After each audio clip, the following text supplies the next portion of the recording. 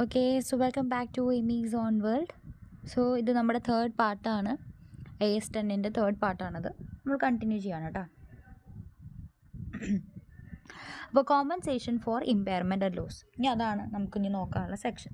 If an asset is lost, damaged and you receive compensation like insurance, record the compensation as income when received. Okay, ഇപ്പോൾ പറയുന്നത് ഒരു asset നമ്മളിപ്പോൾ record ചെയ്ത് വെച്ചിട്ടുള്ള asset നമ്മൾ എന്തെങ്കിലും കാരണത്താൽ അത് ഡാമേജ് ആവുകയോ അല്ലെങ്കിൽ അത് നഷ്ടപ്പെടുകയോ ഒക്കെ ചെയ്തു വിചാരിക്കും. അപ്പോൾ അങ്ങനെ ചെയ്ത സമയത്ത് നമുക്ക് കോമ്പൻസേഷൻ കിട്ടി. നമ്മളിപ്പോൾ ഇൻഷുറൻസ് എടുത്തിട്ടുണ്ടായിരിക്കും. സോ നമുക്ക് അതിന് കോമ്പൻസേഷൻ കിട്ടി, ഇൻഷുറൻസ് കമ്പനിക്കാർ നമുക്ക് കോമ്പൻസേഷൻ തന്നു. അപ്പോൾ അങ്ങനെ ഒരു കോമ്പൻസേഷൻ നമ്മുടെ കയ്യിലുണ്ടായിരുന്ന അസറ്റ്, നമ്മൾ റെക്കോർഡ് ചെയ്തിട്ടുള്ള അസറ്റ് ഡാമേജ് ആവുകയോ ലോസ്റ്റ് ആവുകയോ ചെയ്യുന്ന സമയത്ത് നമുക്ക് കിട്ടുന്ന സമയത്ത് നമ്മളത് ഇൻകം ആയിട്ട് വേണം നമ്മൾ എന്ത് ചെയ്യാനായിട്ട്, അത് ആ കോമ്പൻസേഷൻ റെക്കോർഡ് ചെയ്യാനായിട്ട്. ഓക്കെ, സോ ഇവിടെ നോക്കി എക്സാമ്പിൾ നോക്കിയാൽ ഫാക്ടറി ഡാമേജ്ഡ് ഇൻ ഫയർ. അപ്പോൾ കത്തി നശിച്ചൊരു ഫാക്ടറി. അപ്പോൾ ഇൻഷുറൻസുകാർ എത്ര പേ ചെയ്തു? 5 ലക്ഷം രൂപ പേ ചെയ്തു. ഈ 5 ലക്ഷം രൂപ നമ്മൾ ഇൻകം ആയിട്ട് എവിടെ കാണിക്കും? പ്രോഫിറ്റ് ആൻഡ് ലോസിൽ കാണിക്കും. അത്രേ ഉള്ളൂ. പിന്നെ അടുത്ത section retirement and disposal of PPE. അതായത് ഒരു അസറ്റ് നമുക്കിനി ഉപയോഗിക്കാൻ പറ്റില്ല, അല്ലെങ്കിൽ നമ്മളതിനെ വിൽക്കുവാണ്. അങ്ങനെ ചെയ്യുന്ന സമയത്ത് നമ്മൾ എന്ത് ചെയ്യും? അതിൻ്റെ ക്യാരിങ് വാല്യൂവും സെയിൽ വാല്യൂവും തമ്മിൽ നമ്മൾ കമ്പയർ ചെയ്യും. എന്താണ് ക്യാരിങ് വാല്യൂ, ബുക്ക് വാല്യൂ? നമ്മുടെ ബാലൻസ് ഷീറ്റിൽ നോക്കുമ്പോൾ എന്താണ് അതിൻ്റെ വാല്യൂ, ആ അസറ്റിൻ്റെ, ആ പർട്ടിക്കുലർ അസറ്റിൻ്റെ വാല്യൂ എന്താണ്, അതാണ് ഈ ക്യാരിങ് വാല്യൂ. ഓക്കെ, അപ്പോൾ നമ്മുടെ ക്യാരിങ് വാല്യൂവും അതുപോലെ സെയിൽ വാല്യൂ നമ്മൾ വിൽക്കുന്നത് എന്തായിരിക്കും? അതിനേക്കാളും കൂടുതൽ നമ്മൾ ഡിപ്രിസിയേഷനൊക്കെ കുറച്ച് കഴിഞ്ഞിട്ടുള്ള വാല്യൂ ആയിരിക്കും നമ്മുടെ ബുക്സിൽ കാണാൻ പറ്റുക, ബാലൻസ് ഷീറ്റിൽ കാണാൻ പറ്റുക. നമ്മൾ സെയിൽ പ്രൈസ് അതിനേക്കാളും കൂടുതൽ പറയുകയാണെങ്കിൽ, ഈ ക്യാരിങ് വാല്യൂക്കാളും കൂടുതലാണ് സെയിൽ പ്രൈസ് എങ്കിൽ നമുക്ക് എന്താണ് കിട്ടുക? നമുക്ക് ഗെയിൻ കിട്ടും. അപ്പം നമ്മളത് എവിടെ കാണിക്കും? പ്രോഫിറ്റ് ആൻഡ് ലോസിൽ കാണിക്കും. ഇനി നേരെ തിരിച്ചാണെങ്കിലോ, ക്യാരിങ് വാല്യൂക്കാളും കുറവാണ് സെയിൽ പ്രൈസ് എങ്കിലോ, ക്യാരിങ് വാല്യൂക്കാളും കുറവാണ് സെയിൽ പ്രൈസ് എങ്കിൽ നമുക്ക് എന്താണ്? ലോസാണ് വരിക. ആ ഒരു സമയത്ത് ലോസാണ് വരിക. ലോസ് ആണെങ്കിലും നമ്മൾ പ്രോഫിറ്റ് ആൻഡ് ലോസിൽ തന്നെയാണ് കാണിക്കുക. അപ്പോൾ നമ്മളത് കണ്ടിട്ടുണ്ടാവും. നമ്മൾ പ്രോഫിറ്റ് ആൻഡ് ലോസിലെ loss on disposal of asset എന്നൊക്കെ പറഞ്ഞിട്ട് സംഭവമില്ല, അതാണ് ഇവിടെ പറയുന്നത്. ഓക്കെ, അപ്പോൾ ഇതിവിടെ ഒരു എക്സാമ്പിൾ കൊടുത്തിട്ടുണ്ട്. ഒരു അസറ്റിൻ്റെ കോസ്റ്റ് എന്ന് പറയുന്നത് 1 lakh ആണ്. അതിൻ്റെ ഡിപ്രിസിയേഷൻ വാല്യൂ, ഡിപ്രിസിയേഷൻ കഴിഞ്ഞിട്ട് നമ്മൾ at the end of the year നമുക്ക് നോക്കിയപ്പോൾ 20,000 രൂപയാണ്. ഓക്കെ, 1 ലക്ഷമായിരുന്നു അതിൻ്റെ കോസ്റ്റ്. എല്ലാ ഡിപ്രിസിയേഷനും കഴിഞ്ഞ് നമ്മുടെ വർഷത്തിൻ്റെ അവസാനമായപ്പോൾ നമ്മൾ ഈ സാധനം വിൽക്കാൻ പോവുകയാണ്. അപ്പോൾ ഡിപ്രിസിയേഷനൊക്കെ കഴിഞ്ഞ് നമ്മുടെ ബുക്സിൽ കാണാൻ പറ്റുന്ന വാല്യൂ എത്രയാണ്? 20,000. ഈ സാധനം നമ്മൾ എത്രയാണ് വിൽക്കുന്നത്? 15,000-നാണ് വിൽക്കണേന്ന് വിചാരിക്കും. 15,000-നാണ് നമ്മൾ വിൽക്കുന്നതെങ്കിൽ നമ്മുടെ ക്യാരിങ് വാല്യൂക്കാളും കുറവാണ് സെയിൽ പ്രൈസ് അല്ല. ഈ ഒരു അവസ്ഥയിൽ എന്താണ് വരിക? ലോസാണ് വരിക അല്ലേ. ഈ ലോസ് നമ്മൾ എവിടെ റെക്കോർഡ് ചെയ്യും? എക്സ്പെൻസ് ആയിട്ട് നമ്മുടെ പ്രോഫിറ്റ് ആൻഡ് ലോസിൻ്റെ അവിടെ നമ്മൾ പോയിട്ട് റെക്കോർഡ് ചെയ്യും. ഇനി നേരെ തിരിച്ചാണ് ഈ സിറ്റുവേഷൻ വന്നതെങ്കിലോ, അപ്പം നമ്മൾ എന്ത് ചെയ്യും? ഇൻകം സൈഡിൽ കൊണ്ട് റെക്കോർഡ് ചെയ്യും. പ്രോഫിറ്റ് ആൻഡ് ലോസിൻ്റെ ഇൻകം സൈഡിൽ ഗെയിൻ വന്നു കഴിഞ്ഞാൽ നമ്മൾ പ്രോഫിറ്റ് ആൻഡ് ലോസിൻ്റെ ഇൻകം സൈഡിൽ നമ്മൾ കാണിക്കും. അത്രേ ഉള്ളൂ. ഓക്കെ, നെക്സ്റ്റ് നമ്മൾ നോക്കുന്നത് changes in decommissioning, restoration and other liabilities. ഈ ഒരു സെക്ഷനിൽ എന്താണ് ഇവിടെ ഉദ്ദേശിക്കുന്നത് വെച്ച് കഴിഞ്ഞാൽ നമുക്ക് വായിച്ചു നോക്കാം. What does this mean? Sometimes when buying or building an asset like machinery or factory, a company also expect future costs to remove, restore or clean up the site. These costs are called liabilities and are added to the assets cost initially. അപ്പോൾ നമ്മൾ already ഇതേപോലത്തെ സംഭവം പറഞ്ഞിട്ടുണ്ടായിരുന്നതാണ്. അതായത് നമ്മൾ ഒരു asset വാങ്ങിച്ചു, അതിൻ്റെ ഒരു പർട്ടിക്കുലർ യൂസ്ഫുൾ ലൈഫ് കഴിഞ്ഞപ്പോൾ നമ്മൾ വീണ്ടും റീസ്റ്റോർ ചെയ്യണമെന്ന് പറഞ്ഞില്ലേ. അപ്പോൾ റീസ്റ്റോറേഷൻ ആയത് നമ്മൾ എങ്ങനെയായിരുന്നോ, ഈ അസറ്റിന് വേണ്ടി മാത്രമാണ് നമ്മൾ ഒരു പ്രത്യേക ബേസൊക്കെ പണിത് വെച്ചിട്ടുണ്ടെന്ന് വിചാരിക്കുക. ആ അസറ്റിൻ്റെ യൂസ്ഫുൾ ലൈഫ് കഴിഞ്ഞ് കഴിഞ്ഞാൽ നമ്മൾ ആ ബേസൊക്കെ തകർത്ത് മുന്നെങ്ങനെയായിരുന്നു ഉണ്ടായിരുന്നത് ആ ഒരു രീതിയിലേക്ക് ആക്കണം. അതാണ് റീസ്റ്റോറേഷൻ എന്ന് പറയുന്നത്. നമുക്ക് ഇതൊരു എക്സാമ്പിൾ പോലെ പറഞ്ഞാണ്. അപ്പോൾ അതാണ് റീസ്റ്റോറേഷൻ. ആദ്യം എങ്ങനെ ഉണ്ടായിരുന്നത് അതുപോലെ തിരിച്ചാക്കുക.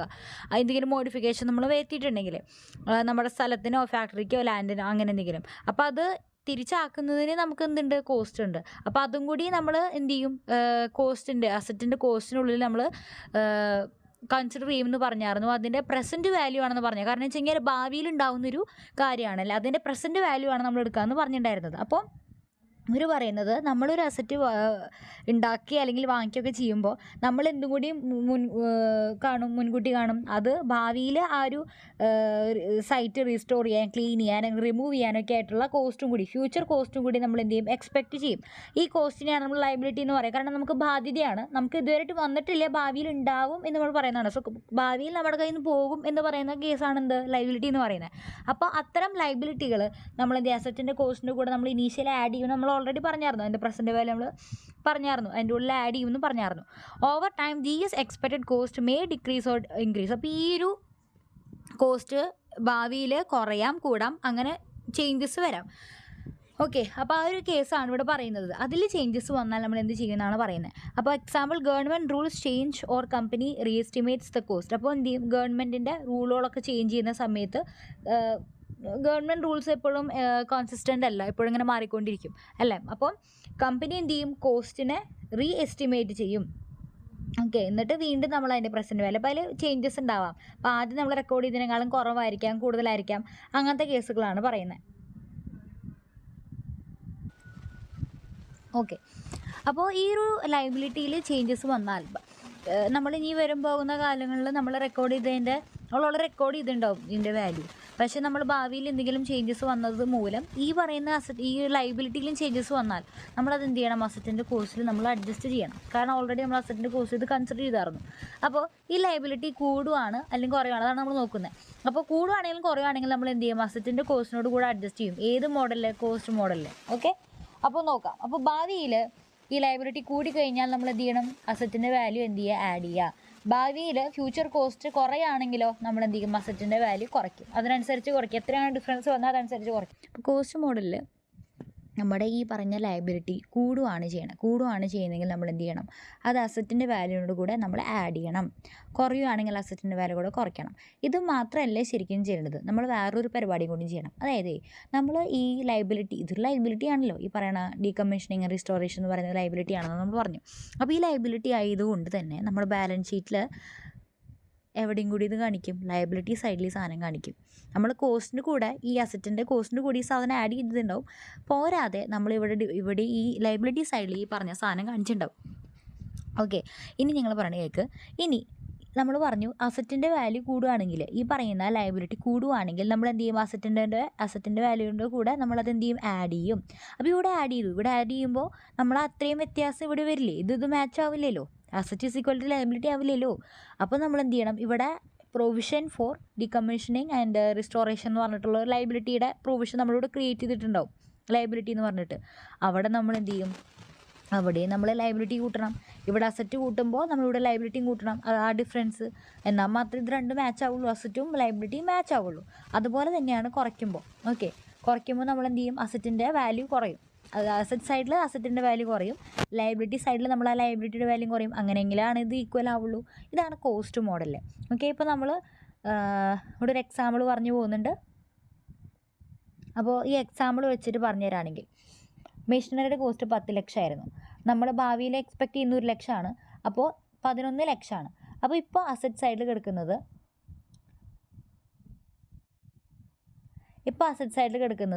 11 ലക്ഷമാണ്. ഇത് അസറ്റ്, ഇത് ലയബിലിറ്റി. ഓക്കെ, ഇനി എന്തുണ്ടാവണത്, ഈ കോസ്റ്റ് റൈസ് ചെയ്യുകയാണ്, 1,20,000 റൈസ് ചെയ്യണം. അപ്പോൾ ഇവിടെ 11 ലക്ഷം നമ്മൾ അസറ്റിൻ്റെ അവിടെ റെക്കോർഡ് ചെയ്തിട്ടുണ്ട്. ഇവിടെ 1 ലക്ഷമാണ് റെക്കോർഡ് ചെയ്തേക്കണം ലയബിലിറ്റി സൈഡിലിട്ട്, ആദ്യത്തെ കേസ്. ഇനി ഇവിടെ 1 ലക്ഷം റെക്കോർഡ് ചെയ്തിട്ടുണ്ട് ആദ്യത്തെ ഈ ഒരു കേസ് പ്രകാരം. ഫൈൻ. ഇനി ഈ കോസ്റ്റ് 1,20,000 റൈസ് ചെയ്യാണ്. അപ്പോൾ നമ്മൾ എന്ത് ചെയ്യാൻ പറഞ്ഞു, അസറ്റിൻ്റെ വാല്യൂടെ കൂടെ അഡ്ജസ്റ്റ് ചെയ്യാൻ പറഞ്ഞു.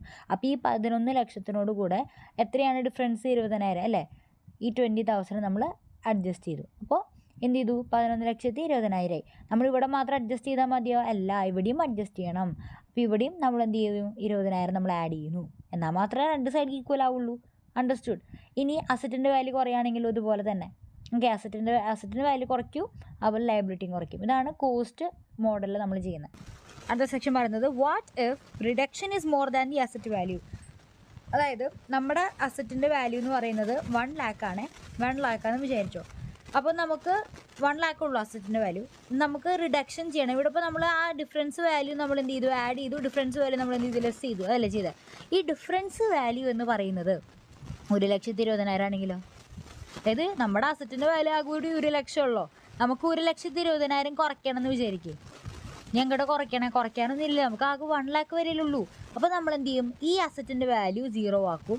എന്നിട്ട് ഈ ഡിഫറൻസ് വരുന്നുണ്ടല്ലോ, അപ്പോൾ 1 lakh കഴിഞ്ഞു, ഇനി 20,000 കൂടി റെക്കഗ്നൈസ് ചെയ്യണം. ഈ 20,000 നമ്മൾ എന്ത് ചെയ്യും, income of the profit and ലോസിൽ ഇൻകം സെക്ഷനിലായിരിക്കും നമ്മൾ കൺസിഡർ ചെയ്യുക. വായിച്ച് നോക്കാം നമുക്ക്. If asset value become 0 and there still a decrease left, extra amount is shown as income in the profit and loss. Example കൊടുത്തിട്ടുണ്ട്. അതായത് നമ്മൾ പറയുന്ന അസറ്റിൻ്റെ വാല്യൂ 0 ആവുകയാണ്, എന്നിട്ട് നമുക്ക് ഇനിയും കുറയ്ക്കാനുണ്ട് എന്നുണ്ടെങ്കിൽ ആ എക്സ്ട്രാ ഇൻകം, ആ ഡിഫറൻസ് ഇൻകം നമ്മൾ പ്രോഫിറ്റ് ആൻഡ് ലോസിൽ ഇൻകം ആയിട്ട് വേണം കാണാനായിട്ട്. പ്രോഫിറ്റ് ആൻഡ് ലോസിൽ എന്തായിട്ട് കാണണം, ഇൻകം ആയിട്ട് വേണം കാണാനായിട്ട്. നമുക്ക് എക്സാമ്പിൾ കൊടുത്തിട്ടുണ്ട്. അസറ്റിൻ്റെ വാല്യൂ എത്രയാണ്, 10,000 ആണ്. പക്ഷേ നമുക്ക് ഇതൊന്നും കുറയ്ക്കേണ്ട വാല്യൂ എന്ന് പറയുന്നത് 15,000 ആണ്. പക്ഷെ നമുക്ക് ഇവിടെ എത്ര വരെ കുറയ്ക്കാൻ പറ്റുള്ളൂ, 10,000 കുറയ്ക്കാൻ പറ്റുള്ളൂ. അപ്പോൾ നമ്മൾ എന്ത് ചെയ്തു, ഈ സാധനം 0 ആക്കി, ഈ അസറ്റിൻ്റെ വാല്യൂ 0 ആക്കി. ഇനി ഡിഫറൻസ് എത്രയാണ് ഉള്ളത്, 5,000. ഈ 5,000 നമ്മൾ എന്തായിട്ട് കണക്കാക്കും, ഇൻകം ആയിട്ട് കൺസിഡർ ചെയ്യും. എന്നിട്ട് നമ്മൾ എവിടെ കാണിക്കും, പ്രോഫിറ്റ് ആൻഡ് ലോസിൽ കാണിക്കും ഇൻകം ആയിട്ട്. ഓക്കെ, അത്രേ ഉള്ളൂ. ഇനി അടുത്ത section, what if increase makes asset too costly. അതായത് നമുക്ക് ആഡ് ആണ് ചെയ്യുന്നത്. ഇപ്പോൾ ഇത് ലെസ് ചെയ്യേണ്ട കേസാണ് പറഞ്ഞത്. അതായത് നമ്മുടെ അസറ്റിൻ്റെ വാല്യൂ കാരണം കൂടുതൽ ഇനിയും നമുക്ക് ആഡ് ചെയ്യണം, ഇനിയും കുറേ ആഡ് ചെയ്യണം. അപ്പോൾ എന്താണ് ചെയ്യേണ്ടത് നമ്മൾ നോക്കിയാൽ, check if the asset is now impaired not worth the higher cost.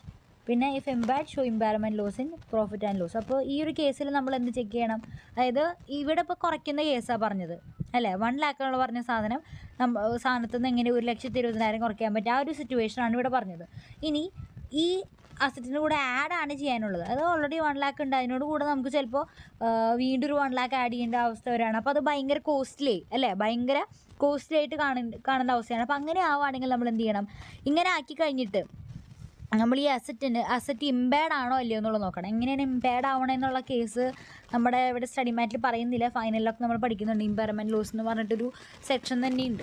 അപ്പം ഇമ്പയർമെൻറ്റ് ലോസ് നമ്മൾ നോക്കുക. വെറുതെ ഞാൻ പറഞ്ഞു പോവാം, നിങ്ങളുടെ അറിവിന് വേണ്ടിയിട്ട്. നമ്മൾ എന്ത് ചെയ്യും, ഒരു റിക്കവറബിൾ എമൗണ്ട് എന്ന് പറഞ്ഞ സംഭവമുണ്ട്. റിക്കവറബിൾ എമൗണ്ട് നമ്മൾ ഓൾറെഡി ഇമ്പയർമെൻറ്റ് ലോസിൻ്റെ കേസോട് പറഞ്ഞായിരുന്നു. റിക്കവറബിൾ എമൗണ്ടും carrying value of the asset നോക്കും. ഈ ക്യാരിങ് വാല്യൂം റിക്കവറബിൾ എമൗണ്ട് നോക്കിയിട്ട് ക്യാരിങ് വാല്യൂ ആണ് റിക്കവറബിളേക്കാളും കൂടുതൽ നിൽക്കുന്നത് എങ്കിൽ അവിടെ ഇമ്പയർമെൻറ്റ് ഉണ്ട് എന്നാണ് അർത്ഥം. എന്നാൽ നേരെ തിരിച്ച് റിക്കവറബിളാണ് ഹൈ ആയിട്ട് നിൽക്കുന്നതെങ്കിൽ ഇമ്പയർമെൻറ്റ് ഇല്ല. അപ്പം നമ്മൾ എന്ത് ചെയ്യണം എന്നിവർ പറയണേ, അസറ്റ് ഭയങ്കര കോസ്റ്റ്ലി ആവുകയാണെങ്കിൽ നമ്മൾ അസറ്റ് ഇമ്പയർഡ് ആണോ എന്നുള്ള കാര്യം നോക്കണം. എന്നിട്ട് ഇമ്പയർഡ് ആണെങ്കിൽ നമ്മൾ എന്ത് ചെയ്യണം, പ്രോഫിറ്റ് ആൻഡ് ലോസിൽ ഇമ്പയർമെൻറ്റ് ലോസ് കാണിക്കും. അത് AS 28 നമ്മൾ കൂടുതൽ പറയുന്നത്. ഓക്കെ, അപ്പോൾ അത് ഇത്ര വലിയ കാര്യമായിട്ട് എടുക്കണ്ട. ഇപ്പം നമ്മൾ പറഞ്ഞ കേസ് ഏതാ, കോസ്റ്റ് മോഡൽ. ഇനി റീവാലുവേഷൻ മോഡലാണ് നമ്മൾ സംസാരിക്കുന്നത്. റീവാലുവേഷൻ മോഡൽ എങ്ങനെ ഈ പരിപാടി ചെയ്യണമെന്ന് വെച്ച് കഴിഞ്ഞാൽ, റീവാലുവേഷൻ മോഡലാണ് നമ്മൾ ചെയ്യുന്നതെങ്കിൽ ഇത് അസറ്റ് സൈഡ്, ഇത് ലയബിലിറ്റി സൈഡ്. അപ്പോൾ നമ്മൾ ഫെയർ മാർക്കറ്റ് വാല്യൂവിലാണ് ഈ പരിപാടി ചെയ്യാമെന്ന് പറഞ്ഞിട്ടുണ്ടായിരുന്നു അല്ലേ. ഫെയർ മാർക്കറ്റ് വാല്യൂവിൽ നമ്മൾ അസറ്റിൻ്റെ വാല്യൂ നോക്കുമ്പോൾ കോസ്റ്റിൻ്റെ കൂടെ ഈ പറഞ്ഞ ലയബിലിറ്റിയൊക്കെ നമ്മൾ ആഡ് ചെയ്യുന്നൊക്കെ നമ്മൾ പറഞ്ഞായിരുന്നു അല്ലേ. അപ്പോൾ നമ്മൾ പറഞ്ഞു റിവാലുവേഷൻ മോഡൽ അസറ്റ് നമ്മളിവിടെ എഴുതുന്നത് ഫെയർ മാർക്കറ്റ് വാല്യൂവിലായിരിക്കും. ഫൈൻ. അപ്പോൾ ഈ പറഞ്ഞ ഈ ലയബിലിറ്റി കുറയാണ് ചെയ്തത്. അപ്പോൾ റീവാലുവേഷൻ ആയതുകൊണ്ട് തന്നെ നമ്മൾ എക്സ്പെക്റ്റ് ചെയ്യാണ്, റീവാലുവേഷൻ ആയാലും കോസ്റ്റ് ആയാലും നമ്മളിവിടെ എന്ത് ചെയ്യും, ആ provision for liability for decommissioning and restoration എന്ന് പറഞ്ഞിട്ട് ഇവിടെ ലയബിലിറ്റി ഇതിണ്ടാവും കേട്ടോ, അത് രണ്ടെണ്ണത്തിലും ഉണ്ടാവും. ഓക്കെ, അപ്പോൾ ഇവിടെ ലയബിലിറ്റി, അതിൻ്റെ ലയബിലിറ്റി, ഡീകമ്മീഷനിങ്ങിൻ്റെ ലയബിലിറ്റി, ഇവിടെ അസറ്റിൻ്റെ വാല്യൂ.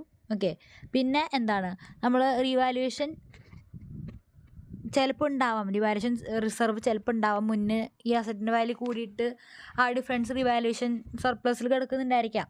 ഓക്കെ, അപ്പോൾ ഇതാണ് ഒരവസ്ഥ. അപ്പോൾ ഞാൻ പറഞ്ഞുതരാം. അപ്പോൾ ലയബിലിറ്റി കുറയാണ്, റീവാലുവേഷൻ മോഡൽ ലയബിലിറ്റി കുറയാണ്. അപ്പോൾ ഇവിടെ നമ്മൾ എന്ത് ചെയ്യാനാണ് പറഞ്ഞിട്ടുള്ളത്, ഒരു ശ്രദ്ധിച്ചോ, ലയബിലിറ്റി കുറയുമ്പോൾ reduce liability, increase revaluation surplus in equity ഉണ്ടെങ്കിൽ മാത്രം, or reverse any earlier loss shown in profit and loss. Fine. ഇവിടെ പറയുന്നത് നമ്മളിവിടെ അസറ്റിൻ്റെ വാല്യൂമോ ഒന്നും ചെയ്യാൻ പോവില്ല. റീവാലുവേഷൻ മോഡലിൽ നമ്മളൊന്നും ചെയ്യാൻ പോകും. കാരണം വെച്ചെങ്കിൽ അസറ്റ് ഓൾറെഡി എന്താ ഫെയർ മാർക്കറ്റ് വാല്യൂവിലാണ് കാണിച്ചിട്ടുള്ളത്.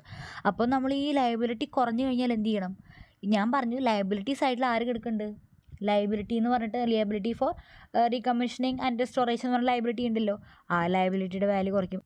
അപ്പോൾ നിങ്ങൾ ചോദിക്കും അസറ്റും വാല്യൂം അസറ്റിൻ്റെയും ലയബിലിറ്റിയുടെയും സൈഡ് ഈക്വൽ ആവില്ലല്ലോ, ലയബിലിറ്റി മാത്രം കുറച്ചിട്ടാ. യെസ്, കറക്റ്റാണ്. അപ്പം നമ്മൾ എന്ത് ചെയ്യണം? റീവാലുവേഷൻ സർപ്ലസ് ആണ് ഉള്ളതെങ്കിൽ റീവാലുവേഷൻ നമ്മൾ മുന്നേ എപ്പോഴെങ്കിലും അസറ്റിൻ്റെ വാല്യൂ ഫെയർ മാർക്കറ്റ് വാല്യൂ ആയിട്ട് എഴുതുന്ന സമയത്ത് റീവാലുവേഷൻ സർപ്ലസിലേക്ക് ഡിഫറൻസ് പോയിട്ടുണ്ടെങ്കിൽ ഓൾറെഡി ആ ഒരു അക്കൗണ്ടിൽ എത്ര കിടക്കുന്നുണ്ടാവും? റീവാലുവേഷൻ സർപ്ലസ് പറഞ്ഞിട്ട് ഇത്ര ഒരു എമൗണ്ട് കിടക്കുന്നുണ്ടാവും. ആ റീവാലുവേഷൻ സർപ്ലസ് എന്ത് ചെയ്യണം? വീണ്ടും കൂട്ടുക. ആ ഡിഫറൻസ് വാല്യൂ ഇവിടെ എത്രയാണോ കുറച്ച് ആ ഡിഫറൻസ് ഇവിടെ കൂട്ടണം. ലയബിലിറ്റി എത്രയാണോ കുറച്ച് ആ ഡിഫറൻസ് ഇവിടെ കൂട്ടണം. അപ്പോൾ ഓക്കെ ഇല്ല, അതായത് നമ്മൾ പ്ലസും മൈനസും ചെയ്ത് കഴിഞ്ഞാൽ അത് ഇല്ലാണ്ടായി പോകുമെന്ന് പറഞ്ഞില്ലേ? പ്ലസും മൈനസും ചെയ്ത് കഴിഞ്ഞാൽ നമ്മൾ അതൊരു എഫക്റ്റ് ഇല്ലാത്ത അവസ്ഥയാണ് അല്ലേ? +1 -1 എന്ന് പറഞ്ഞ് ചെയ്ത് കഴിഞ്ഞാൽ നമുക്ക് എന്താ കിട്ടുക? 0 കിട്ടുക അല്ലേ? ഒരു വ്യത്യാസവും ഇല്ലയെന്ന്. അപ്പോൾ ലയബിലിറ്റി നമ്മൾ ആ ഡിഫറൻസ് കുറച്ചു, എന്നിട്ട് റിവാലുവേഷൻ സർപ്ലസ് ആ ഡിഫറൻസ് കൂട്ടി. അസറ്റിൻ്റെ വാല്യൂ നിങ്ങളൊന്നും ചെയ്യണ്ട എന്നാണ് റിവാലുവേഷൻ സർപ്ലസ് പറയുന്നത്. മനസ്സിലായോ? ഇനി അടുത്ത സെക്ഷൻ പറയുന്നത് ഈ റിവാലുവേഷൻ സർപ്ലസ് ഇല്ലെങ്കിലോ മുന്നേ നമുക്ക് അസറ്റിൻ്റെ വാല്യൂവിൽ ഇൻക്രീസ് ഈ ഫെയർ മാർക്കറ്റ് വാല്യൂവിൽ എഴുതിയപ്പോൾ നമ്മുടെ കോസ്റ്റിനേക്കാളും കൂടി നിൽക്കുന്ന അവസ്ഥയൊന്നും ഉണ്ടായിട്ടില്ല. അതുകൊണ്ട് റിവാലുവേഷൻ സർപ്ലസ് തന്നെ നമുക്കില്ല എന്ന് വിചാരിക്കുക. ആ ഒരു അവസ്ഥയിലാണെങ്കിലോ വാല്യൂവിൽ എഴുതിയപ്പോൾ കോസ്റ്റ് ആയിരിക്കാം നമ്മുടെ മുന്നേ എപ്പോഴെങ്കിലും കോസ്റ്റ് ആയിരിക്കാം ഈ ഫെയർ മാർക്കറ്റ് വാല്യൂക്കാളും കൂടുതൽ നിൽക്കുന്നുണ്ടായിരിക്കുക. അപ്പോൾ നമുക്ക് ആ ഒരു അവസ്ഥയിൽ ലോസാണ് വരിക അല്ലേ? ഫെയർ മാർക്കറ്റ് വാല്യൂ എന്ന് പറയുന്നത് കോസ്റ്റിനേക്കാളും ചെറുതാണ്. അപ്പോൾ നമ്മൾ റെക്കോർഡ് ചെയ്യുന്ന സമയത്ത് നമുക്ക് കോസ്റ്റ് ആകുമ്പോൾ വന്നിട്ടുണ്ടാവും. അപ്പോൾ നമ്മൾ മുന്നേ ഡിസ്കസ് ചെയ്ത പോലെ ആ ഒരു ലോസ് പ്രോഫിറ്റ് ആൻഡ് ലോസിൽ കാണിച്ചിട്ടുണ്ടായിരിക്കും ആ ലോസ്. അപ്പോൾ അങ്ങനത്തെ അവസ്ഥയിൽ നമുക്ക് റിവാലുവേഷൻ സർപ്ലസ് ഇല്ല, പക്ഷേ മുന്നേ എപ്പോഴോ ഇതേപോലെ ലോസ് വന്നിട്ട് നമ്മൾ പ്രോഫിറ്റ് ആൻഡ് ലോസിൽ ലോസ് കാണിച്ചിട്ടുണ്ട്. അങ്ങനത്തെ ഒരു സിറ്റുവേഷൻ ആണ് എങ്കിൽ നമുക്ക് എന്ത് ചെയ്യുക? ലയബിലിറ്റി എന്ത് ചെയ്യുക? പറഞ്ഞ പോലെ കുറയ്ക്കാം. ലയബിലിറ്റി കുറയ്ക്കുക, അത് ഉറപ്പായിട്ടുള്ള കാര്യം. ലയബിലിറ്റി കുറയ്ക്കുക. ഈ റിവാലുവേഷൻ സർപ്ലസ് നമുക്ക് കൂട്ടാൻ പറ്റില്ല, ബിക്കോസ് നമുക്ക് റിവാലുവേഷൻ സർപ്ലസ് ഇല്ല. ഓക്കെ, അപ്പോൾ മുന്നേ എപ്പോഴെങ്കിലും ലോസാണ് നിങ്ങൾ കൺസിഡർ ചെയ്തിട്ടുള്ളതെങ്കിൽ നമ്മൾ എന്ത് ചെയ്യും? ആ ലോസ് കുറയ്ക്കും. ലോസാണ് കുറയ്ക്കുക. ലോസ് കുറയ്ക്കും. അപ്പോൾ നമ്മുടെ സംഭവം അപ്പോൾ ലോസ് കുറച്ചാൽ എന്തുണ്ടാവുക? ലോസ് കുറച്ച് കഴിഞ്ഞാൽ നമ്മുടെ പ്രോഫിറ്റ് ആൻഡ് ലോസിലാണ് നമ്മൾ ഈ ലോസ് കുറയ്ക്കുന്നത്. അപ്പോൾ ലോസ് കുറച്ചാൽ നമ്മുടെ പ്രോഫിറ്റ് ആൻഡ് ലോസിലെ പ്രോഫിറ്റ് കൂടും.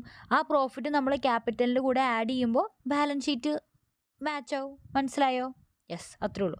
അപ്പോൾ ഇതാണ് അതിൻ്റെ പിന്നിലത്തെ സംഭവം. ഇതൊന്നും മനസ്സിലായില്ലെങ്കിൽ ഞാൻ കോൺസെപ്റ്റ് വൈസ് വെറുതെ ഒന്ന് പറഞ്ഞു പോയതാണ്. അപ്പോൾ ലയബിലിറ്റി കുറഞ്ഞു കഴിഞ്ഞാൽ നമ്മൾ റിവാലുവേഷൻ മോഡലാണോ ലയബിലിറ്റി കുറയ്ക്കും. ലയബിലിറ്റി സൈഡിലുള്ള ആ ഡീകമ്മീഷനിങ്ങിലെ ലയബിലിറ്റി എന്ന് പറഞ്ഞ് പ്രത്യേകിച്ച് കാണിച്ചിട്ടുള്ള സാധനം കുറയ്ക്കും. അത് നമ്മൾ മറ്റോടത്തും കുറയ്ക്കും, കോസ്റ്റ് മോഡലിലും കുറയ്ക്കും. പക്ഷെ നമ്മൾ നോട്ടിൽ അങ്ങനെ എഴുതിയിട്ടില്ല. നമ്മൾ സ്റ്റഡി മാറ്റ് ബേസ് ചെയ്തിട്ടുണ്ടാക്കിയൊരു നോട്ടാണിത്. ഓക്കെ, അപ്പോൾ ഇത് നോട്ട് ചെയ്യാൻ പറഞ്ഞതാണ്. പിന്നെ നമ്മൾ എന്ത് ചെയ്യും? റിവാലുവേഷൻ സർപ്ലസ് ആണുള്ളതെങ്കിൽ അത് നമ്മൾ ആഡ് ചെയ്യും. അല്ല, നമുക്ക് മുന്നേ പ്രോഫിറ്റ് ആൻഡ് ലോസിൽ ലോസ് ആണ് വന്നിട്ടുള്ളതെങ്കിൽ ആ ലോസ് നമ്മൾ കുറയ്ക്കും. ഓക്കെ, അപ്പോൾ അത് നിങ്ങൾക്ക് മനസ്സിലായെന്ന് വിചാരിക്കുന്നു. ഇനി ഇഫ് ലയബിലിറ്റി ഇൻക്രീസ് ആവുകയാണെങ്കിലോ? ലയബിലിറ്റി ഇൻക്രീസ് ആവുകയാണെങ്കിൽ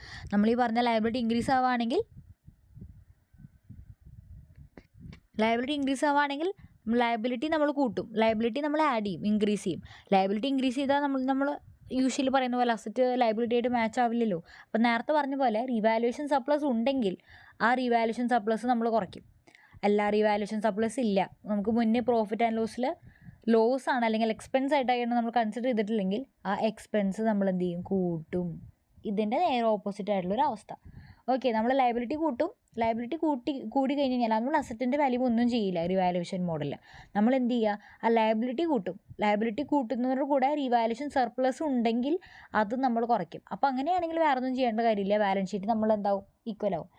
ഓക്കെ, ബാലൻസ് ആവും. പക്ഷേ നമുക്ക് റിവാലുവേഷൻ സർപ്ലസ് ഇല്ല. അങ്ങനത്തെ ഒരു അവസ്ഥയാണെങ്കിലോ നമ്മുടെ പ്രോഫിറ്റ് ആൻഡ് ലോസിൽ മുന്നേ എപ്പോഴെങ്കിലും എക്സ്പെൻസ് ലോസ് ആയിട്ട് നമ്മൾ കാണിച്ചിട്ടുണ്ട് ഈ പറഞ്ഞ സംഭവം എന്നുണ്ടെങ്കിൽ നേരത്തെ പറഞ്ഞ പോലെ നമ്മൾ എന്ത് ചെയ്യും? ആ ലോസ് കൂട്ടും അല്ലെങ്കിൽ എക്സ്പെൻസ് കൂട്ടും.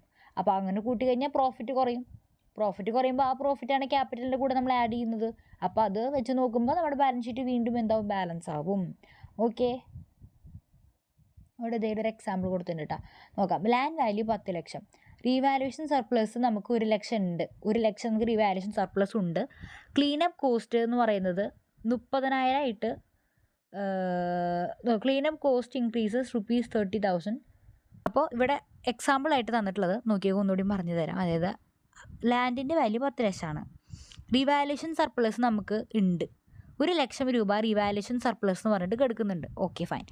ഇനി അതായത് മുന്നേ എപ്പോഴെങ്കിലും ഫെയർ മാർക്കറ്റ് വാല്യൂ റെക്കോർഡ് ചെയ്യുന്ന സമയത്ത് നമ്മുടെ ഇത് ഇൻക്രീസ് വന്ന കാരണം നമ്മൾ റിവാലുവേഷൻ സർപ്ലസിൽ ആ ഡിഫറൻസ് കൊണ്ടുപോയി ഇട്ടു. നമ്മൾ ഓൾറെഡി ഡിസ്കസ് ചെയ്ത കാര്യമാണത്. ഫൈൻ.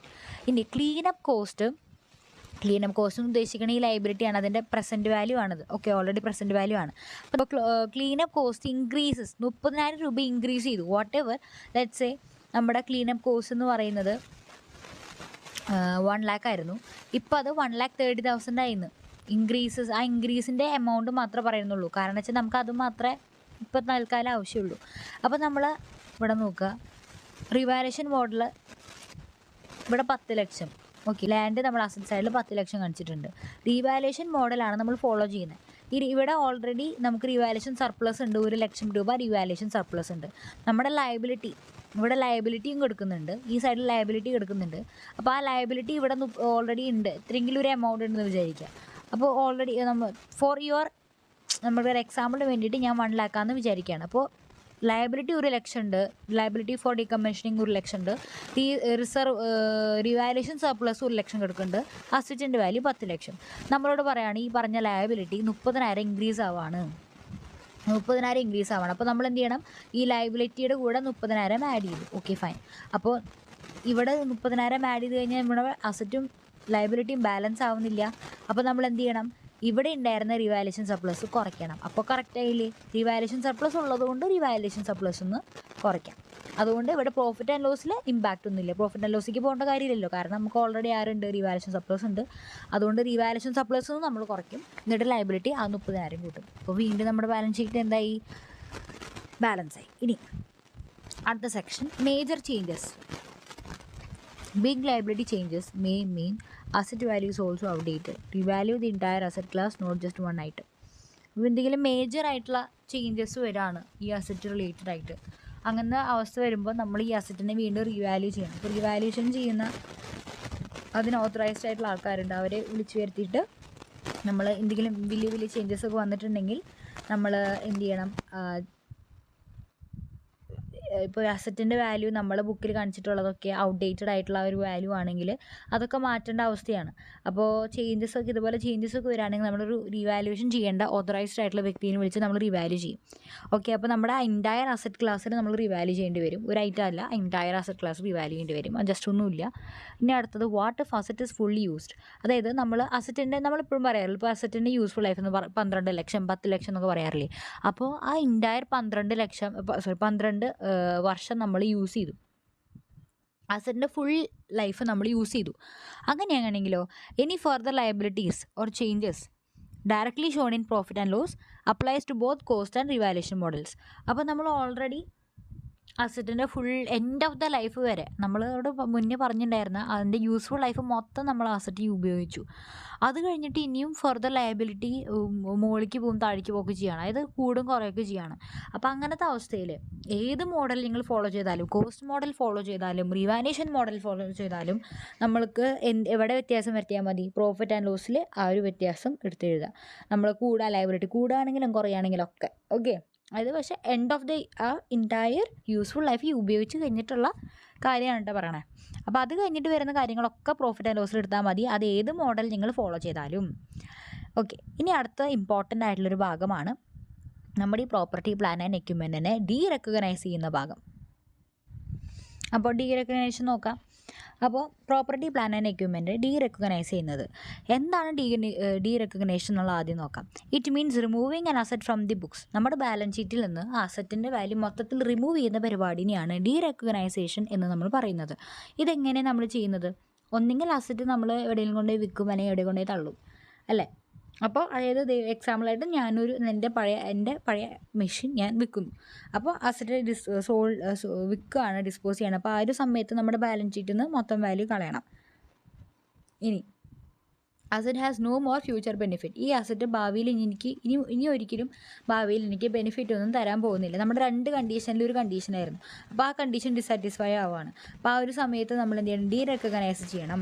അപ്പോൾ എക്സാമ്പിളായിട്ട് machine is damage and cannot be repaired or used anymore, അങ്ങനത്തെ അവസ്ഥ. അപ്പോൾ ഈ ഒരു അവസ്ഥയിൽ നമ്മൾ എന്ത് ചെയ്യണം? അസറ്റിൻ്റെ വാല്യൂ നമ്മൾ കളയണം, 0 ആക്കണം. അതിനെയാണ് റെക്കഗ്നൈസേഷൻ എന്ന് നമ്മൾ പറയുന്നത്. അപ്പോൾ എങ്ങനെയാണ് ഗെയിൻ ഓർ ലോസ് ഓൺ ഡീറെക്കഗ്നേഷൻ നമ്മൾ ഈ പറയുന്ന അസറ്റ് വിൽക്കുക ഡിസ്പോസ് ചെയ്യുന്ന സമയത്ത് നമുക്ക് ഗെയിൻ ആണ് ലോസ് ആണോ വരണമെന്നുള്ളത് നമ്മൾ ആദ്യം മനസ്സിലാക്കണം.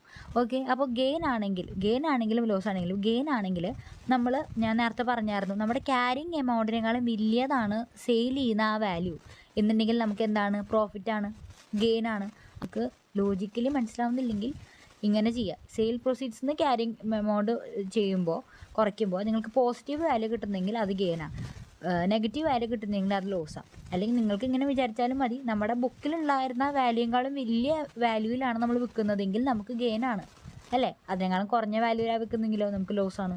അത്രേ ഉള്ളൂ. ഗെയിൻ ആണെങ്കിലും ലോസ് ആണെങ്കിലും നമ്മളവിടെ കാണിക്കും, പ്രോഫിറ്റ് ആൻഡ് ലോസിൽ കാണിക്കും. അപ്പോൾ ഈ ഒരു ഗെയിൻ നമ്മൾ റവന്യൂ ആയിട്ട് കൺസിഡർ ചെയ്യില്ല അണ്ടർ AS9 എന്നൊക്കെ പറയുന്നുണ്ട്. Unless the company is regularly selling such assets. അപ്പോൾ നമ്മളിവിടെ റെഗുലർലി സെല്ല് ചെയ്യുന്നതല്ല, നമ്മുടെ ഉപയോഗം കഴിഞ്ഞതുകൊണ്ട് നമ്മുടെ ഭാവിയിൽ ബെനിഫിറ്റ് തരുന്ന ഒരു അസറ്റായിരുന്നു, അത് നമ്മൾ വിൽക്കാൻ വെച്ചിട്ടുള്ള സാധനമല്ല. അല്ലല്ലോ, റവന്യൂ ആയിട്ട് നമുക്ക് കൺസിഡർ ചെയ്യാൻ പറ്റില്ല എന്നാണ് പറയുന്നത് AS9. അത് AS9 പഠിക്കുമ്പോഴായിരിക്കും കുറച്ചുകൂടി നമുക്ക് മനസ്സിലാവുക.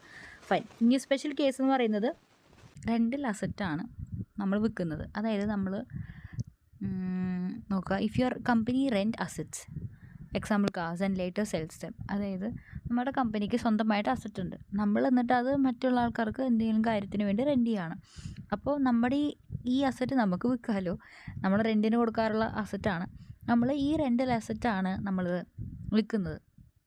അങ്ങനെയാണെങ്കിൽ നമ്മൾ ഈ പറഞ്ഞ അസറ്റ് ഇനി മുതൽ റെൻറ്റൊന്നും ചെയ്യില്ലല്ലോ.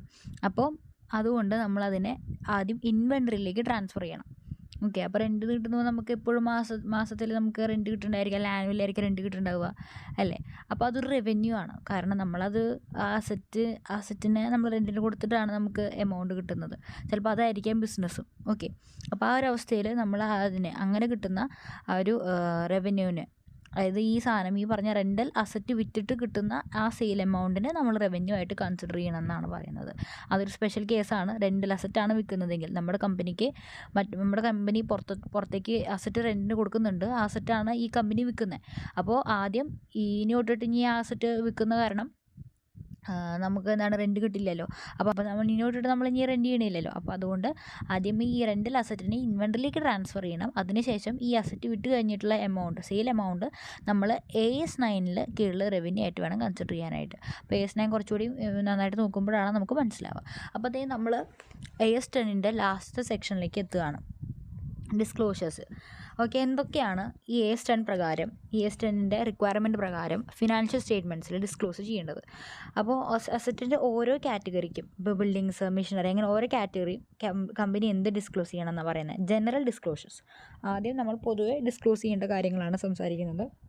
മോഡൽ, ഏത് മോഡലാണ് നിങ്ങൾ യൂസ് ചെയ്തിട്ടുള്ളത്, കോസ്റ്റ് മോഡലാണോ റിവാലുവേഷൻ മോഡലാണോ, അതാണ് ആദ്യം നമ്മൾ ഡിസ്ക്ലോസ് ചെയ്യുന്നത്. പിന്നെ രണ്ടാമത് പറഞ്ഞ ഡിപ്രിസിയേഷൻ മെത്തേഡ് ഏതാണ് ഫോളോ ചെയ്തിട്ടുള്ളത്, റിട്ടേൺ ഡൗൺ വാല്യൂ ആണോ അതോ സ്ട്രേറ്റ് ലൈൻ മെത്തേഡാണോ. ഓക്കെ, അതേതാണ് നമ്മൾ ആ കമ്പനി ഫോളോ ചെയ്തിട്ടുള്ളതെന്ന് വെച്ച് കഴിഞ്ഞാൽ അത് നോക്കുക. പിന്നെ യൂസ്ഫുൾ ലൈഫും റേറ്റ് ഓഫ് ഡിപ്രിസിയേഷനും. അപ്പോൾ അത് നമ്മുടെ നിയമം അനുശാസിച്ചിരിക്കുന്നതിൻ്റെ നിന്നും വളരെ വ്യത്യാസമായിട്ടുള്ളൊരു സംഭവമാണെങ്കിൽ അത് നമ്മൾ മെൻഷൻ ചെയ്യണം. പിന്നെ അടുത്തത് ഗ്രോസ് ക്യാരിങ് എമൗണ്ട്, ഈ ഡിപ്രീസിയേഷന് മുന്നത്തെ വാല്യൂ എന്താണ്, അതുപോലെ തന്നെ അക്യുമുലേറ്റഡ് ഡിപ്രീസിയേഷൻ, ഇമ്പയർമെൻറ്റ്, അങ്ങനത്തെ പരിപാടികൾ വല്ലതും ഉണ്ടെങ്കിൽ അതിൻ്റെ വാല്യൂ ഒക്കെ കാണിക്കണം. പിന്നെ അത് നമ്മൾ എവിടെ മാത്രം കാണിച്ചാൽ പോരാ, ബിഗിനിങ് മാത്രം കാണിച്ചാൽ പോരാ, at the end of the year, ഒരു വർഷത്തിൻ്റെ ആരംഭത്തിലത്തെയും അവസാനത്തിലത്തെയും എന്ത് നമ്മൾ കാണിക്കണം, ഈ സംഭവങ്ങൾ ഇതിൻ്റെയൊക്കെ വാല്യൂസ് നമ്മൾ കാണിക്കണം എന്നാണ് പറയുന്നത്. പിന്നെ ആ ഒരു വർഷത്തിലുണ്ടാകുന്ന മൂവ്മെൻറ്റ് എന്തൊക്കെയാണ്, നമ്മൾ അസറ്റ് പുതിയത് പർച്ചേസ് ചെയ്തിട്ടുണ്ടോ, അസറ്റ് വിറ്റിട്ടുണ്ടോ, അസറ്റ് നമ്മൾ മെർജേഴ്സ് നടത്തിയ അസറ്റ് വല്ലതും അക്വയർ ചെയ്തിട്ടുണ്ടോ, റീവാലുവേഷനോ ഇമ്പയർമെൻറ്റ് വല്ലതും സംഭവിച്ചിട്ടുണ്ടോ, ഡിപ്രിസിയേഷൻ ചാർജ് ചെയ്തിട്ടുണ്ടെങ്കിൽ എത്രയാണ് വാല്യൂ വരുന്നത്. പിന്നെ കറൻസി ചേഞ്ചസ്, നമ്മൾ ഫോറിൻ അസറ്റ് എന്ന് പറഞ്ഞു കഴിഞ്ഞാൽ നമ്മൾ ഫോറിൻ കറൻസി കൊടുത്ത് വാങ്ങിച്ചിട്ടുള്ള അസറ്റാണ് ഫോറിൻ അസറ്റ് എന്ന് വിചാരിക്കണം. അപ്പോൾ ഈ ഫോറിൻ കറൻസിയുടെ പ്രത്യേകത എന്താണ്, നമ്മുടെ ഇന്ത്യയിലത്തെ വാല്യൂ ആയിട്ട് ഇപ്പോഴും മാറ്റം വന്നുകൊണ്ടിരിക്കും. ഓരോ ദിവസവും ഓരോ വാല്യൂ ആണ് വരിക അല്ല, ഡോളറും ഇതൊക്കെ അങ്ങനെ വ്യത്യാസം കണ്ടിട്ടില്ലേ ഞങ്ങൾ. അപ്പോൾ അതിൻ്റെ വ്യത്യാസങ്ങൾ, മറ്റെന്തെങ്കിലും റെലവൻ്റ് ആയിട്ടുള്ള ചേഞ്ചസ് ഒക്കെ ഉണ്ടെങ്കിൽ ജനറൽ ഡിസ്ക്ലോഷറിൻ്റെ ഉള്ളിൽ വരുന്നു. അതായത് ഇതൊക്കെ നമ്മൾ പൊതുവായിട്ട് ഡിസ്ക്ലോസ് ചെയ്യേണ്ട കാര്യങ്ങളാണ്. ഇതൊക്കെ നമ്മൾ ഡിസ്ക്ലോസ് ചെയ്യണം ഫിനാൻഷ്യൽ സ്റ്റേറ്റ്മെൻറ്റ്സിൽ സെപ്പറേറ്റ് ആയിട്ട്. ഇനി ഇതുകൂടാതെ അഡീഷണലി AS10 നമ്മൾ ഡിസ്ക്ലോസ് ചെയ്യേണ്ട കാര്യങ്ങൾ എന്തൊക്കെയാണ്, ഇത് കമ്പനി എക്സ്ട്രാ ആയിട്ട് ഡിസ്ക്ലോസ് ചെയ്യേണ്ട കാര്യങ്ങളാണ്. എന്താണ് restrictions on ownership or if assets are used as loan security.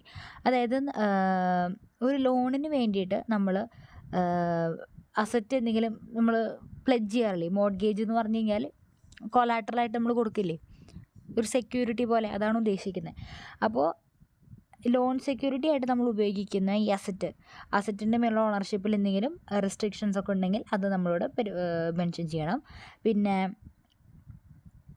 കൺസ്ട്രക്ഷൻ്റെ സമയത്ത് എമൗണ്ട് സ്പെൻഡ് ഡ്യൂറിങ് കൺസ്ട്രക്ഷൻ, ഈ പറയുന്ന അസറ്റ് കൺസ്ട്രക്ട് ചെയ്യുന്ന സമയത്ത് സ്പെൻഡ് ചെയ്തിട്ടുള്ള കോസ്റ്റുകൾ, മെറ്റീരിയൽ, ലേബർ, സൈറ്റ് പ്രിപ്പറേഷൻ, അതൊക്കെ ഇവിടെ ഡിസ്ക്ലോസ് ചെയ്യണം. കോൺട്രാക്ച്വൽ കമ്മിറ്റ്മെൻറ്റ്സ്, അതായത് നമ്മളൊരു ഭാവിയിൽ എന്തെങ്കിലും ഒരു പ്രോപ്പർട്ടി, പ്ലാൻ, ഒരു എക്യുപ്മെൻറ്റ് ഭാവിയിൽ വാങ്ങിക്കാം, അങ്ങനെ എന്തെങ്കിലും പറഞ്ഞിട്ട് വല്ല എഗ്രിമെൻറ്റ്സ് ഒക്കെ ഉണ്ടായിട്ടുണ്ടെങ്കിൽ അത് ഇവിടെ ഡിസ്ക്ലോസ് ചെയ്യണം.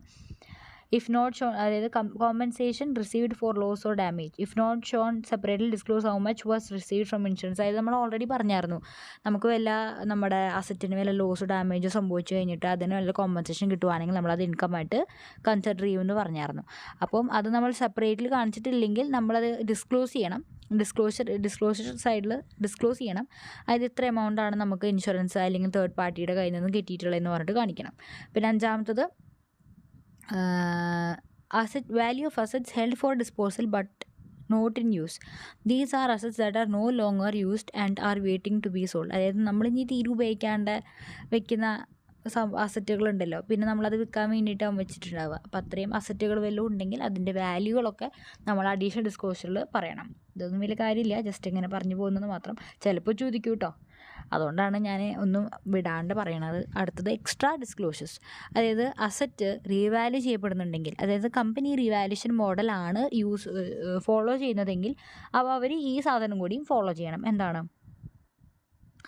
റീവാല്യൂഷൻ്റെ ഡേറ്റ്, എപ്പോഴാണ് ഈ റിവാലുവേഷൻ ചെയ്യുന്നത് അതിൻ്റെ ഡേറ്റ് കൊടുക്കണം.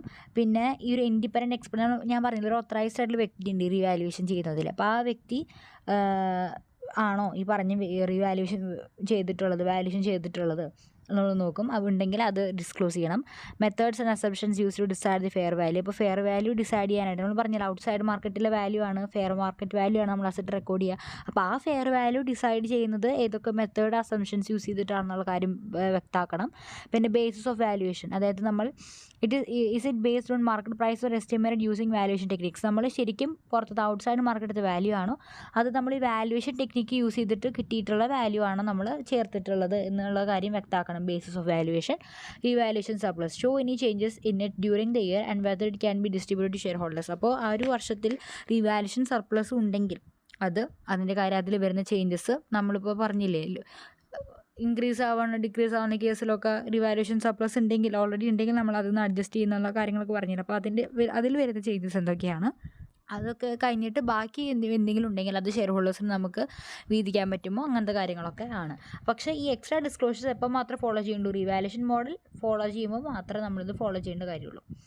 അടുത്തത് റെക്കമെൻഡഡ് അല്ലെങ്കിൽ ഓപ്ഷണൽ ആണ്, നമുക്ക് വേണമെങ്കിൽ ചെയ്യാം, വേണമെങ്കിൽ ചെയ്യേണ്ട ഈ ഡിസ്ക്ലോഷേഴ്സ്. നിങ്ങൾ ഇത് പ്രത്യേകിച്ച് എടുത്ത് പറയണ കാര്യമൊന്നുമില്ല, നിങ്ങളുടെ ഇഷ്ടം പ്രകാരമാണ്. അതാണ് ഈ ഓപ്ഷണൽ അല്ലെങ്കിൽ റെക്കമെൻഡഡ് ഡിസ്ക്ലോഷേഴ്സ് എന്ന് പറയുന്നത്.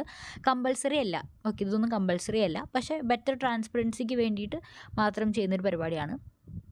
അപ്പോൾ എന്താണ് ഒന്നാമത്, value of temporary unused assets. അതായത് ഒരു മെഷീൻ നമ്മൾ എക്സാമ്പിളായിട്ട് പറയുന്നുണ്ട്, ഒരു മെഷീൻ നമ്മൾ ഉപയോഗിക്കാണ്ടിരുന്നിട്ട് 3 മാസമായി, അതിന് റിപ്പയർസൊക്കെ ഉള്ള കാരണം 3 മാസം ഉപയോഗിക്കാണ്ടിരിക്കുകയാണ്. അപ്പോൾ അത്തരം ടെമ്പററിലി നമ്മൾ ഉപയോഗിക്കാണ്ടിരിക്കുന്ന അസറ്റിൻ വല്ലതും ഉണ്ടെങ്കിൽ അതിൻ്റെ വാല്യൂ. പിന്നെ value of fully depreciated assets still in use. അതായത് നമ്മൾ ഫുൾ ലൈഫ് യൂസ് ചെയ്തിട്ടുണ്ടാവും, അല്ലെങ്കിൽ ഫുൾ ഡിപ്രീസിയേഷൻ കഴിഞ്ഞിട്ടുണ്ടായിരിക്കും, സ്റ്റിൽ നമ്മൾ അസറ്റ് ഫുള്ളി ഡിപ്രീസിയേറ്റ് ചെയ്തിട്ടുണ്ടായിരിക്കാം, പക്ഷേ ഇപ്പോഴും നമ്മൾ അസറ്റ് ഉപയോഗിച്ചുകൊണ്ടിരിക്കുന്നുണ്ട്. കണക്ക് ബേസിസിൽ നോക്കുമ്പോൾ ഡിപ്രീസിയേഷനൊക്കെ കഴിഞ്ഞൊന്നും ഉണ്ടാവില്ല, പക്ഷേ അസറ്റ് ഇപ്പോഴും നമ്മൾ പ്രാക്ടിക്കൽ ലൈഫിൽ നമ്മൾ ഉപയോഗിച്ചുകൊണ്ടിരിക്കുന്നുണ്ടെങ്കിൽ അത്തരം അസറ്റിൻ്റെ വാല്യൂ. പിന്നെ for revalued assets, what would be the value if cost model was used. അത് വാല്യൂഷൻ ചെയ്തിട്ടുള്ള അസറ്റ് ആണെങ്കിൽ നമ്മൾ കോസ്റ്റ് മോഡലാണ് ഫോളോ ചെയ്തിരുന്നുവെങ്കിൽ എത്രയായിരുന്നേനെ എമൗണ്ട് എന്നുള്ള കാര്യം പറയാം. അപ്പോൾ ഇങ്ങനെ എഴുതി വയ്ക്കുമ്പോൾ നമുക്ക് കമ്പയർ ചെയ്യാനായിട്ട് ഹെൽപ്ഫുള്ളാണെന്നാണ് പറയുന്നത്. പിന്നെ assets retired but not yet sold. Example, old machines removed from use but still not disposed. അതായത് അസറ്റ് നമുക്ക് ഉപയോഗിക്കാൻ പറ്റില്ല, അല്ലെങ്കിൽ ആ ഓൾഡ് മെഷീൻ നമ്മൾ ഓൾറെഡി റിമൂവ് ചെയ്തിട്ടുണ്ട്, പക്ഷെ നമ്മൾ ഇതുവരെയായിട്ടും വിറ്റിട്ടില്ല. വിൽക്കാണ്ട് ഇങ്ങനെ ഇരിക്കുകയാണ്. അപ്പോൾ അങ്ങനത്തെ വല്ല അസറ്റ് ഉണ്ടെങ്കിൽ ആ അസറ്റിൻ്റെ കാര്യം, അതിൻ്റെ ഡീറ്റെയിൽസ്, അപ്പോൾ ഇതൊക്കെ ഡിസ്ക്ലോസ് ചെയ്യാം. ഓക്കെ, അത് റെക്കമെൻഡ് ഓപ്ഷണലാണ്, വേണമെങ്കിൽ ചെയ്താൽ മതി. അടുത്തതാണ് AS10 ട്രാൻസിഷണൽ പ്രൊവിഷൻസ്. അപ്പോൾ നമ്മളിപ്പോൾ ട്രാൻസിഷണൽ പ്രൊവിഷൻസിനെ പറ്റിയിട്ടാണ് പറയുന്നത്. അപ്പോൾ ട്രാൻസിഷണൽ പ്രൊവിഷൻ എന്ന് പറഞ്ഞാൽ ഒന്നുമില്ല, നമ്മൾ ജസ്റ്റ് വെറുതെ ഇങ്ങനെ പറഞ്ഞു പോവാണ്. അപ്പോൾ ആദ്യത്തെ കേസ് പറയുന്നത്, നമ്മൾ മുന്നത്തെ AS10 വരുന്നതിന് മുന്നൊക്കെ നമ്മൾ ചിലപ്പോൾ അക്കൗണ്ട് ചെയ്തിട്ടുണ്ടായിരിക്കും. മുന്നത്തെ ആ നിലനിൽക്കുന്ന സമയത്ത് റൂൾസ് അനുസരിച്ചായിരിക്കും. അപ്പോൾ ചില എക്സ്പെൻസുകൾ ശരിക്കും ക്യാപിറ്റലൈസ് ചെയ്യേണ്ടിയിരുന്ന AS10 പ്രകാരം ക്യാപിറ്റലൈസ് ചെയ്യേണ്ട ഒരുപാട് കാര്യങ്ങൾ ചിലപ്പോൾ നമ്മളവിടെ പ്രോഫിറ്റ് ആൻഡ് ലോസിൽ എക്സ്പെൻസ് ആയിട്ട് കാണിച്ചിട്ടുണ്ടായിരിക്കും. അപ്പോൾ അങ്ങനത്തെ കാര്യങ്ങൾ നമ്മൾ എന്ത് ചെയ്യണം, റെട്രോസ്പെക്റ്റീവ്ലി AS10 വന്നതിന് ശേഷം നമ്മൾ എന്ത് ചെയ്യണം, അവർക്ക് AS10 പ്രകാരമുള്ള എഫക്റ്റ് കൊടുക്കണം. എഫക്റ്റ് കൊടുക്കുന്നതിനായിട്ട് നമ്മൾ എന്ത് ചെയ്യണം, ആ എക്സ്പെൻസുകൾ തന്നെ നമ്മൾ ക്യാപിറ്റലൈസ് ചെയ്യണം. അപ്പോൾ അതെങ്ങനെയാണ് ചെയ്യുന്നത് ചോദിച്ചാൽ, നമ്മൾ റെട്രോസ്പെക്റ്റീവ്ലി നമ്മൾ അതിൻ്റെ എഫക്റ്റ് എങ്ങനെയാണ് കൊടുക്കണമെന്ന് ചോദിച്ചു കഴിഞ്ഞാൽ, നമ്മൾ പ്രോഫിറ്റ് ആൻഡ് ലോസിലല്ല ചെയ്യുന്നത് ചെയ്യുക. കാരണം പ്രോഫിറ്റ് ആൻഡ് ലോസ് എന്ന് പറയുമ്പോൾ നമ്മുടെ കറണ്ട് ഇയറത്തെ പ്രോഫിറ്റും ലോസും കാര്യങ്ങളൊക്കെ ആയിരിക്കും. ഇത് മുന്നത്തെ വർഷങ്ങളിൽ ഉണ്ടായതായതുകൊണ്ട് തന്നെ ബാലൻസ് ഷീറ്റിൽ നമ്മുടെ ഇക്വിറ്റി റിസർവ്സ് അല്ലെങ്കിൽ റവന്യൂ റിസർവ്സ്, ഇക്വിറ്റിയുടെ ഒരു ഭാഗമായിട്ടുള്ള റവന്യൂ റിസർവ്സിൻ്റെ ഓപ്പണിംഗ് ബാലൻസിലായിരിക്കും നമ്മൾ ഈ പറയുന്ന അഡ്ജസ്റ്റ്മെൻറ്റുകൾ നടത്താം. അപ്പോൾ അത് അത്രയേ ഉള്ളൂ, ജസ്റ്റ് ഇങ്ങനെ അറിഞ്ഞിരുന്നാൽ മതി. രണ്ടാമത്തെ കേസ് പറയുന്നത്, നമ്മൾ എക്സ്ചേഞ്ച് വഴി അക്വയർ ചെയ്തിട്ടുള്ള അസറ്റുകളുടെ കേസാണ്. അതായത് നമ്മളൊരു അസറ്റ് കൊടുത്തിട്ട് മറ്റൊരു അസറ്റ് വാങ്ങിക്കുന്ന കേസ്, എക്സ്ചേഞ്ച് കേസ്. അപ്പോൾ നമ്മൾ ചിലപ്പോൾ മുന്നേ ഇത് റെക്കോർഡ് ചെയ്തിട്ടുണ്ടായിരിക്കുക.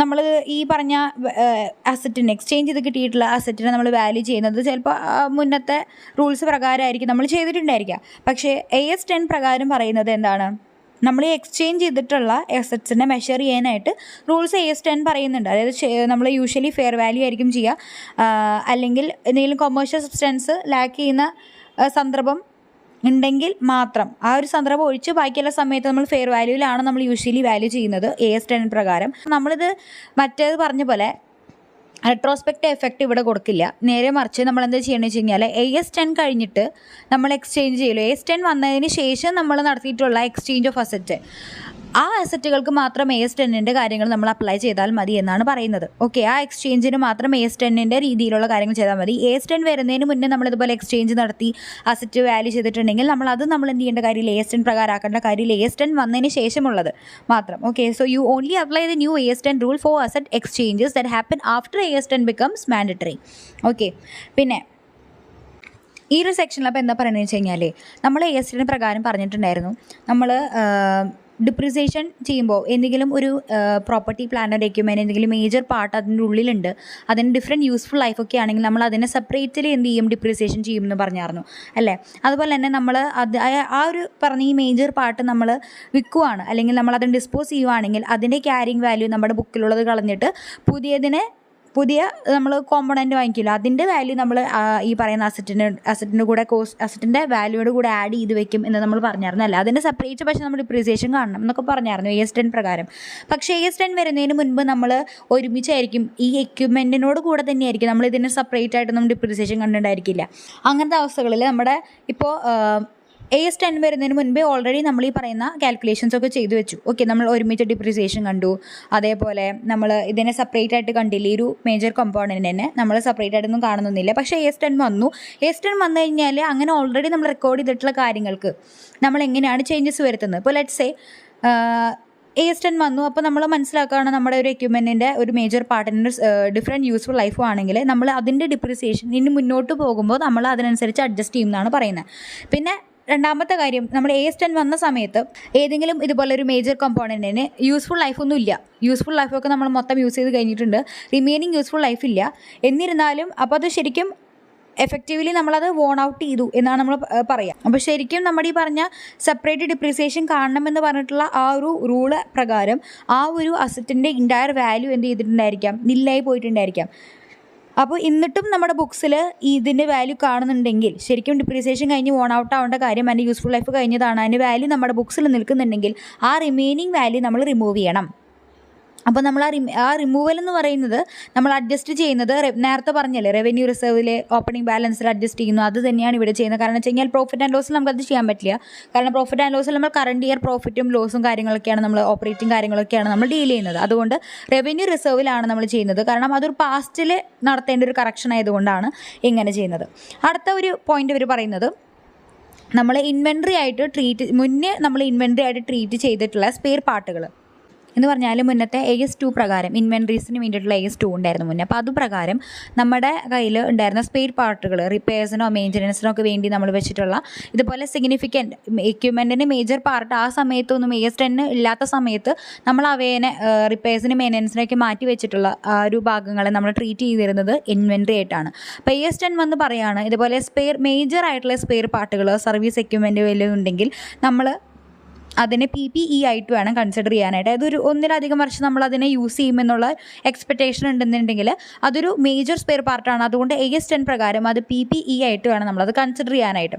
അപ്പോൾ അങ്ങനെ കൺസിഡർ ചെയ്യുമ്പോൾ നമ്മൾ എന്താ ഉദ്ദേശിക്കുന്നത്, അതിനെ നമ്മൾ ക്യാപിറ്റലൈസ് ചെയ്യണം, അല്ലാതെ ഇൻവെൻട്രി ആയിട്ടല്ല ട്രീറ്റ് ചെയ്യേണ്ടത്. അപ്പോൾ ലെറ്റ്സ് സേ നമ്മൾ AS10 വരുന്നതിന് മുൻപ് നമ്മൾ ഇങ്ങനെ ഒരു മേജർ പാർട്ടിനെ ഇൻവെൻട്രിയിലേക്ക് മാറ്റിയിട്ടുണ്ട്.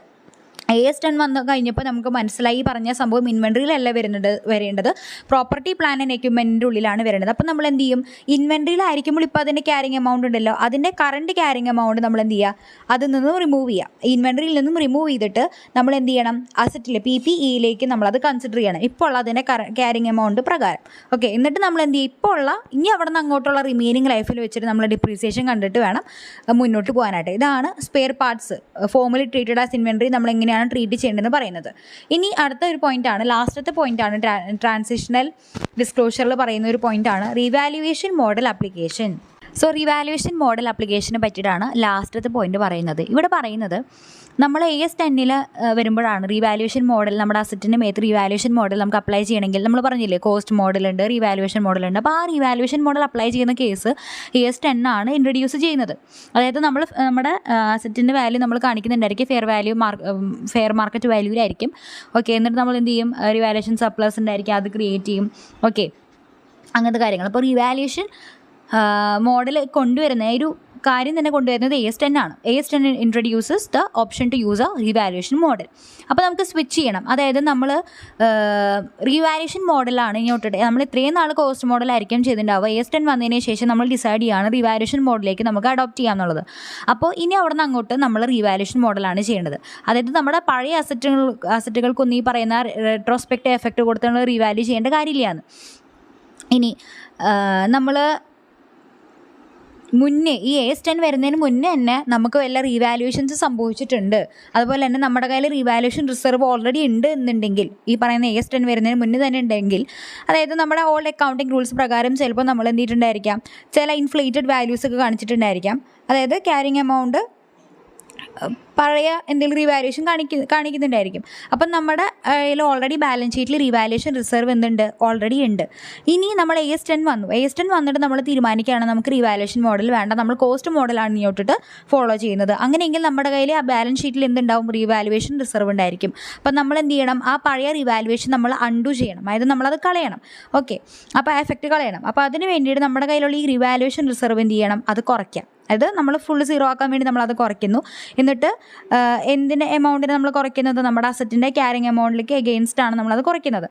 ഇനി ഇതിങ്ങനെ കുറയ്ക്കുന്ന സമയത്ത് കോസ്റ്റ് മോഡൽ ആയിരുന്നുവെങ്കിൽ എന്തായിരുന്നു ഈ അസറ്റിൻ്റെ വാല്യൂ, ആ വാല്യൂക്ക് ഇത് കുറയും. ഇനി വാല്യൂഷൻ റിസർവ് കളഞ്ഞു കഴിഞ്ഞാൽ ഇപ്പോൾ അസറ്റ് കോസ്റ്റ് മോഡൽ ആയിരുന്നു ഇത്ര നാൾ ഫോളോ ചെയ്തിരുന്നുവെങ്കിൽ എന്തായാലും അതിൻ്റെ ക്യാരിങ് എമൗണ്ട് ആ വാല്യൂയിലേക്ക് മാറും. അപ്പോൾ ഇതിൽ ഇമ്പോർട്ടൻ്റ് ആയിട്ടുള്ള കാര്യം പറയുന്നത് വെച്ച് കഴിഞ്ഞാൽ അസറ്റിൻ്റെ ക്യാരിങ് എമൗണ്ട് നമ്മൾ ഒരിക്കലും റെസിജ്വൽ വാല്യൂ, അതായത് നമ്മൾ ഈ അസറ്റ് ഇനി പിന്നീട് എപ്പോഴെങ്കിലും വിൽക്കുവാണ് അല്ലെങ്കിൽ അതിന് യൂസ്ഫുൾ ലൈഫ് കഴിഞ്ഞിട്ട് നമുക്ക് സ്ക്രാപ്പ് വാല്യൂ ആയിട്ട് കിട്ടുമെന്ന് പറയില്ലേ, ആ ഒരു സ്ക്രാപ്പ് വാല്യൂ അല്ലെങ്കിൽ ആ റെസിജ്വൽ വാല്യൂയെക്കാളും താഴെ പോകാനായിട്ട് പാടില്ല. അതാണ് അടുത്തൊരു പോയിന്റ്. അപ്പോൾ നമ്മൾ ഇങ്ങനെ അസറ്റിലേക്ക് അഡ്ജസ്റ്റ് ചെയ്തതിന് ശേഷം, അതിൻ്റെ റെസിജ്വൽ വാല്യൂക്ക് നമ്മൾ അഡ്ജസ്റ്റ് ചെയ്തതിന് ശേഷം നമ്മുടെ റിവാലുവേഷൻ റിസർവ് സ്റ്റിൽ കുറച്ച് മണി ബാക്കി നിൽക്കുന്നുണ്ടെങ്കിൽ നമ്മൾ ആ എക്സസ് എമൗണ്ട് എവിടേക്ക് ട്രാൻസ്ഫർ ചെയ്യും, റവന്യൂ റിസർവിലേക്ക് ട്രാൻസ്ഫർ ചെയ്യും. ഇപ്പോൾ റവന്യൂ റിസർവിലേക്ക് ട്രാൻസ്ഫർ ചെയ്യണമെന്ന് വെച്ച് കഴിഞ്ഞാൽ നമ്മുടെ പാസ്റ്റ് അൺറെക്കഗ്നൈസ്ഡ് ആയിട്ടുള്ള ഗെയിനാണ്. ഇപ്പം നമ്മളത് റിയലൈസ്ഡ് ഗെയിനിലേക്ക് ക്ലാസിഫൈ ചെയ്യുകയാണ് നമ്മുടെ റിട്ടേൺ ഏർണിങ്സിലേക്ക്. അപ്പോൾ നമുക്ക് ഇനി റീവാല്യൂഡ് എമൗണ്ട്സിലേക്ക് അസറ്റിനെ എന്ത് ചെയ്യേണ്ട കാര്യമില്ല, മെയിൻറ്റെയിൻ ചെയ്യേണ്ട കാര്യമില്ല. അതുകൊണ്ടാണ് റവന്യൂ റിസർവ്സിലേക്ക് നമ്മൾ എന്ത് ചെയ്യുന്നത്, ട്രാൻസ്ഫർ ചെയ്യുന്നത്. ഓക്കെ, അപ്പോൾ ഇത്രയും കാര്യങ്ങളാണ് ട്രാൻസിഷണൽ പ്രൊവിഷൻസിൽ പറയുന്നത് അല്ലെങ്കിൽ ഡിസ്ക്ലോഷേഴ്സിൽ പറയുന്നത്. അപ്പോൾ ഇത് വേറെ നിങ്ങൾ വായിച്ചു പോയാൽ മതി, നിങ്ങൾ അറിവിനായിട്ട് പറഞ്ഞതാണ്. ഇത്രയും വലിയ ഇമ്പോർട്ടൻസ് കൊടുക്കണ്ട. കൂടുതൽ ഇമ്പോർട്ടൻസ് കൊടുക്കേണ്ടത് ഈ കോസ്റ്റ് മോഡൽ, റിവാലുവേഷൻ മോഡൽ സെക്ഷനൊക്കെ ഉണ്ടല്ലോ, അവിടെ നിന്നൊക്കെ ചോദ്യം വരുള്ളൂ. വരാണെങ്കിൽ തന്നെ ഇങ്ങനെ കാൽക്കുലേഷൻ വൈസ് ക്വസ്റ്റ്യൻസ് ഒന്നും ഈ ഭാഗത്തുനിന്ന് എക്സ്പെക്ട് ചെയ്യുന്നില്ല. സോ ഇതോടുകൂടെ AS10 കഴിയുകയാണ്. നമ്മൾ അടുത്ത വീഡിയോയിൽ അടുത്ത AS തുടങ്ങും. Thank you for watching and rock your studies.